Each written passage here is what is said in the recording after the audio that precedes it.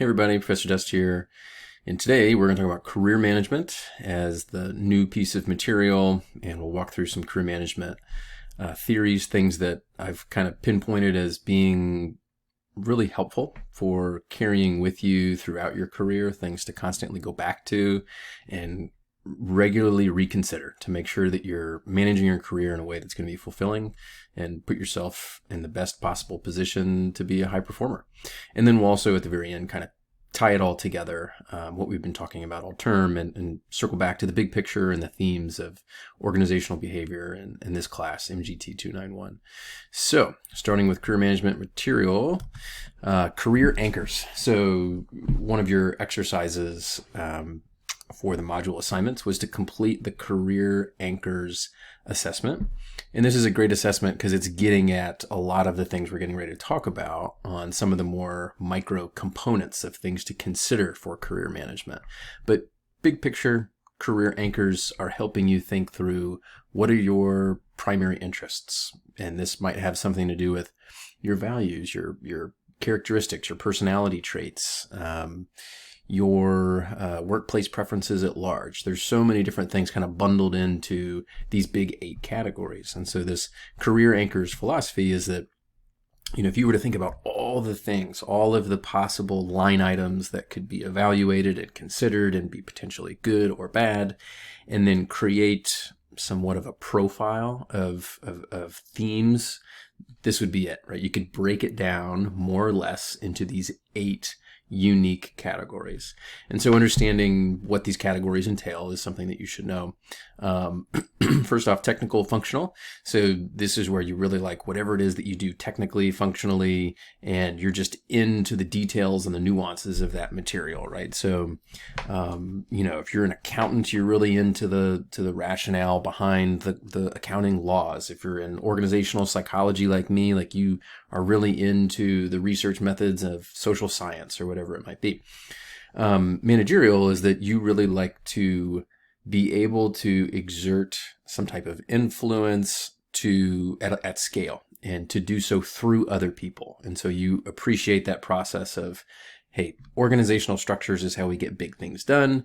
And I can play a role in not just being a solo influencer, but being somebody with a team and managing a process and managing other people to make sure that vision is accomplished. And then autonomy and independence. This is just the degree to which you really want to be able to do your own thing and have discretion with the processes that you employ, as well as the final decisions that you're going to make. And then security and stability. This is just making sure that there's not a lot of risk and that you're going to be upended. And a great example of this, security is relatively high. Security and stability is relatively high being in a tenure track faculty position as a professor, right? Because tenure essentially says as long as you don't do anything drastically wrong, you got a position for life as long as you uphold X, Y, and Z deliverables over the course of your career, right? Very stable, very secure, as opposed to a job that high risk, high return. You never know when you might get cut or laid off or something along those lines. And then service is about doing stuff for others, right? It's having this social mindedness, servant type attitude. That's pretty straightforward. Challenge has to do with the desire to figure things out, problem solve, learn, grow, develop, and why do people do crossword puzzles and play complex games, right? They like to figure things out and they like to try and win and all those types of things. So different jobs have different degrees of challenge in them. And then lifestyle integration. So, you have your work, but then you also have your non-work, your life or your home or whatever you want to call that specific category. And this, you can think of jobs as being either helpful or hurtful in your ability to satisfy all those things that are important to you. So for example, being a faculty member and being a professor, I have pretty high lifestyle integration in that I have a lot of flexibility and I can even kind of put preferences for teaching times, and I kind of set my own meetings per se, at least when it comes to my research. And, those types of things are a little bit more flexible. So it facilitates my ability to take care of my little girls. That's kind of a more lifestyle integration play. And then finally, entrepreneurial. You want to create something new, innovative, novel that makes a contribution, and can make an impact and be disruptive, right? So those are your big career anchors. And as you go through this exercise, you'll prioritize what's important to you. And the big question is, why is this important? Why is it important to consider your career anchors? Well, number one, keeping the goal in mind is going to make sure that you make good decisions along the way, right? If you haven't thought about this in advance, and then you're put into a position where you have to make a decision on, do I take offer A or offer B? Do I accept this long-term project of A versus long-term project B? Do I start associating myself and volunteering in initiative A versus initiative B? Like all these micro decisions that you'll make along your career path are going to put you in a certain trajectory of the type of career you're going to have. And so having these priorities set, you can then revert back to them and say, where does this fall within these career anchors? Because I think a lot of times we end up resorting to what we think we're supposed to do or what others want us to do, and it's not necessarily what we think is important. So it helps you keep the goal in mind. And then number two, it's important to continually go back to these career anchors, because similar to our values, you can have critical life events that modify the order or maybe even drastically change what our career anchors are. I would suggest that you definitely do this before you graduate and you start looking for your first job, but then maybe at the 3-year mark and the 5-year mark and the 10-year mark, etc., you start going back to your career anchors and saying, okay, what's changed and how might my interests, values, characteristics have evolved, and what are my career anchors now? So another really, really popular theory, not just in career management, but just in organizational behavior at large, is this idea of person-environment fit. And there's different dimensions of person-environment fit, and all it really is saying, okay, the person, you, what do you want, what do you need, or what do you offer? And then what does the environment that you're in demand, offer, etc.? And is there alignment? Is there fit?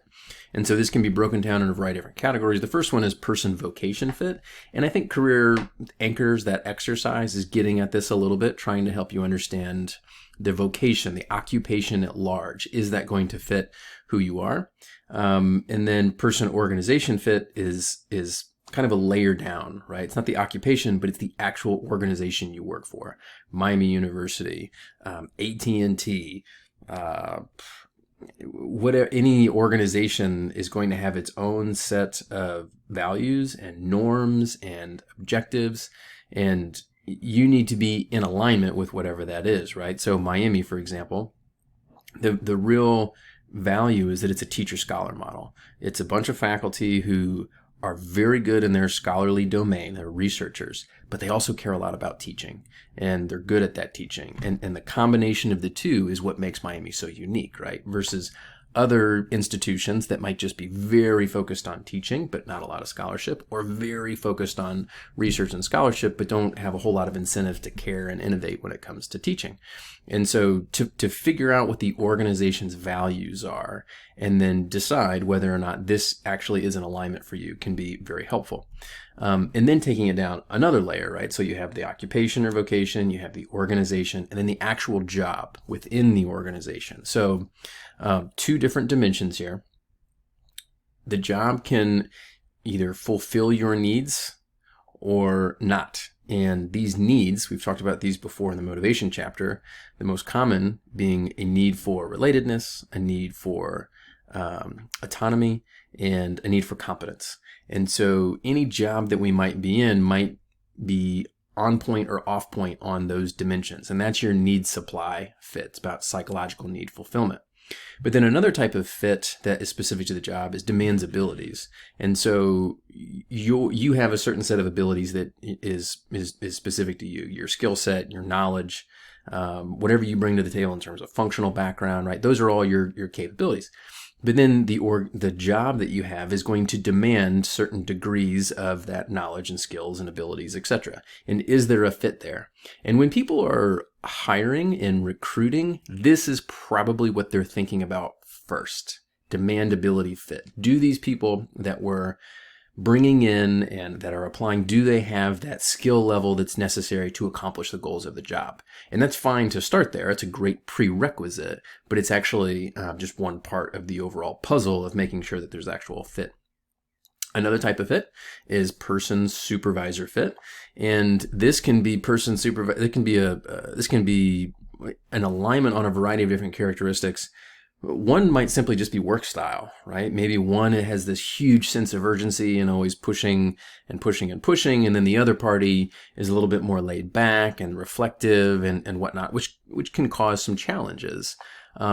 Maybe, for example, you have people that are they're both extroverted, and so they get along, and that's great, but they also talk over each other. I've also done some research where I looked at different characteristics that are a benefit. So, for example, we did a study where risk orientation, when it was different between the two parties, and it didn't matter who was high or low on which one, as long as they were different on risk orientation, the employee was more intellectually stimulated, and then in turn, they were more creative and innovative in their job.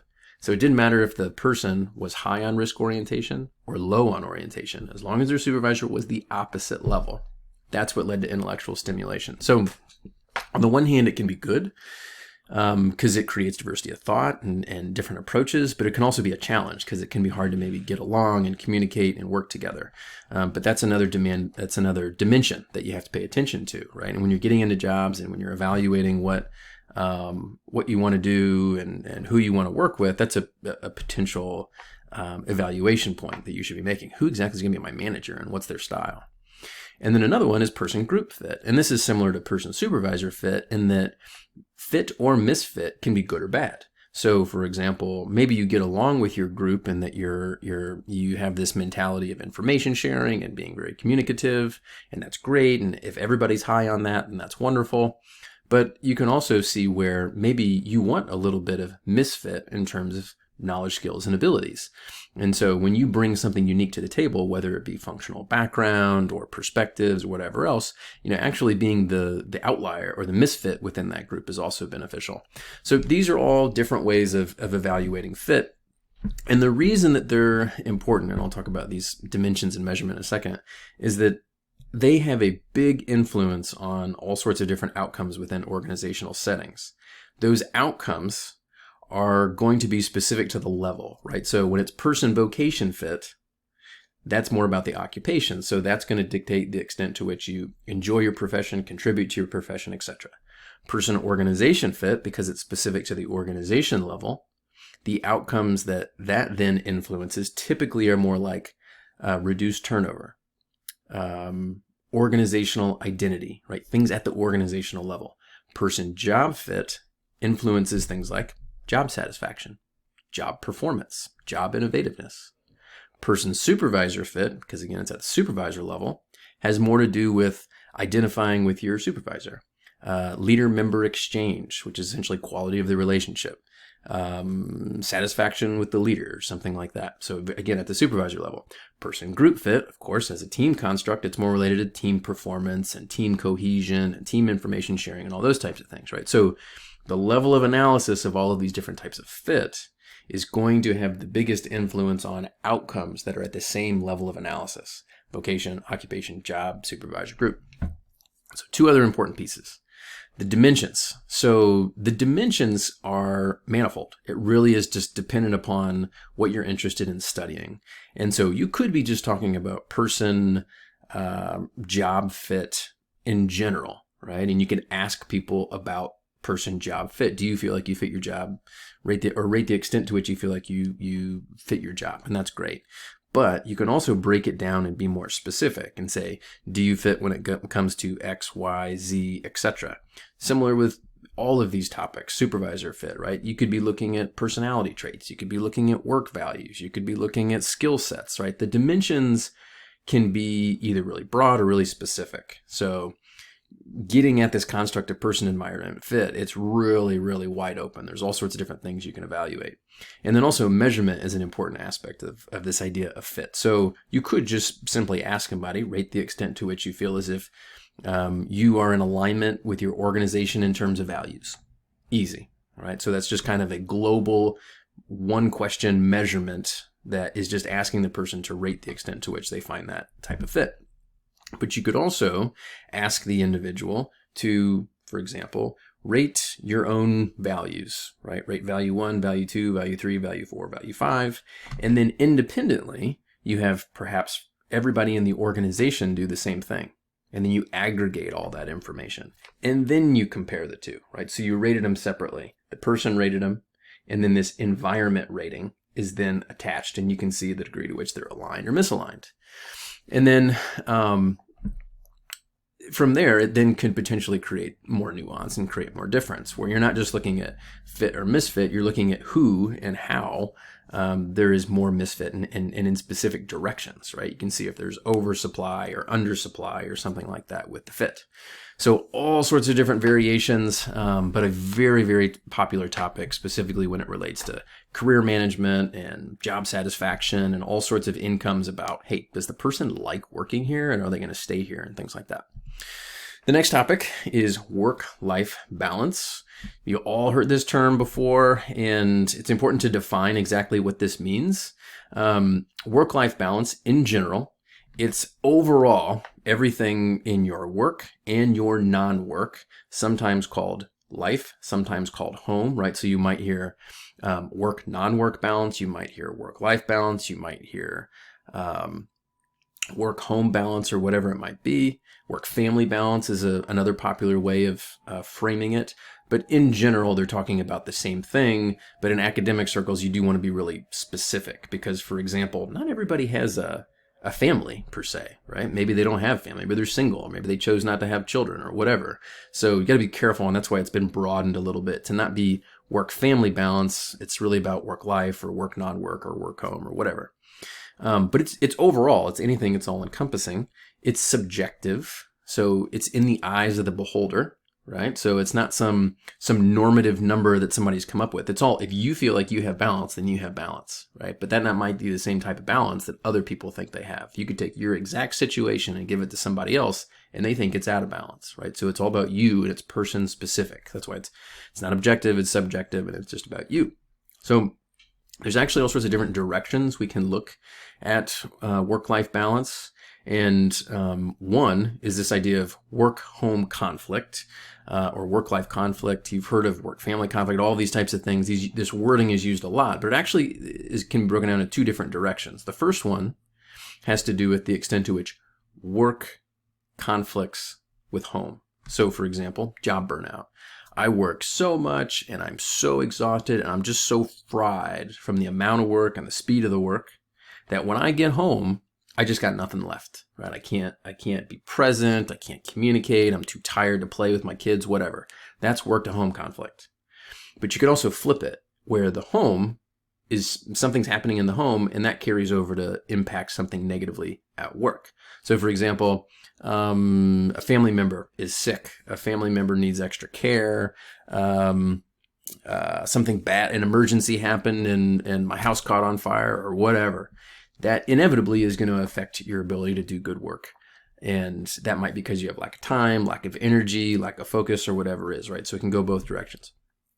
But a lot of times when we're looking at the work-life interface, we only think of the negative. But in fact, there's also good research to show that there's some positive that can come from the balance of the two. So for example, if people learn through work that there's something that they need to improve on or something that they can figure out, that can also kind of carry over into the ability to do it well at home. Here's a great example. You are at work and you're constantly having to have tough conversations, whether it be with your subordinates or your manager, your peers or whatever. And you have to be honest, you have to be transparent, you have to be open to make sure that you're working better together. Now, if all of a sudden you've learned that skill and you start acting the same way with your spouse or with your partner or with your children, right? That's a work-to-home facilitation route, and that it's helping you improve in another domain.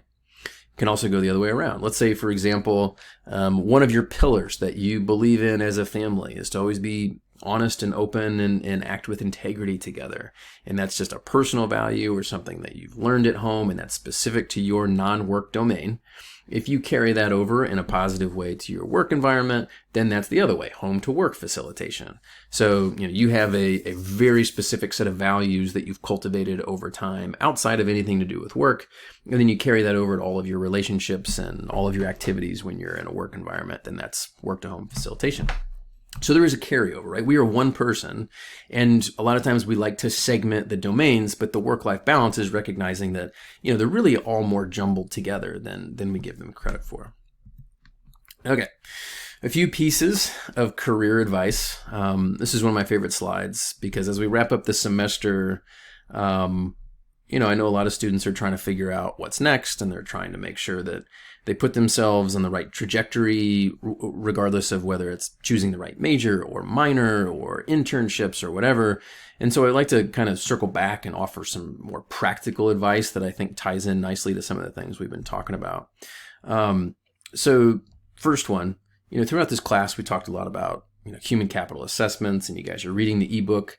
And I really, really can't stress enough the importance of self-reflection, right? The whole concept of self-leadership is about self-reflect so that you can increase self-awareness, or so that your self-awareness can then lead to a more positive, strong relationship with self-regulation or behavior change. And part of the way to do that is through assessments and consistently doing things like taking the career anchors. And there's all sorts of assessments out there about person-environment fit on every possible dimension that you can imagine, right? Sometimes it's hard to really get in and be objective because we're biased and because it's hard when it's all up in our head.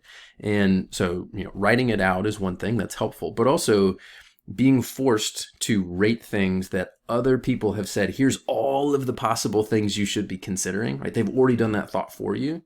And then you're being forced to think about and ponder each one and rate the degree, right? That's taking it to another level of depth and specificity. So what to do when your career isn't aligning with your anchor, or when your career isn't aligning with one of these fit dimensions. So I think that a long time ago, people would say, you don't want to be considered a job hopper, and you got to stick it out, and you got to stay around an organization for a certain amount of time, or that, you're going to get to an organization and look at your resume and be like, is this person really going to stay with us? It looks like they've jumped ship and changed organizations every year or 2 years or something like that.